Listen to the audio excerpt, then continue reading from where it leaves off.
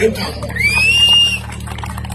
మేము ఏసీలో తిరిగినటువంటి వ్యక్తులు కాదు, డబ్బులో పుట్టి పెరిగినటువంటి వ్యక్తులు కాదు, రాజకీయ వారసులుగా తాత ముత్తాతల నుంచి వారసులుగా వచ్చినటువంటి వ్యక్తులు కాదు. వీగిలాగా ప్రజల్లో తిరిగినటువంటి వ్యక్తులు, వీగిలాగా ఇంటింటికి వార్డులో తిరిగినటువంటి వ్యక్తులు. మాకు అనుభవం ఉంది.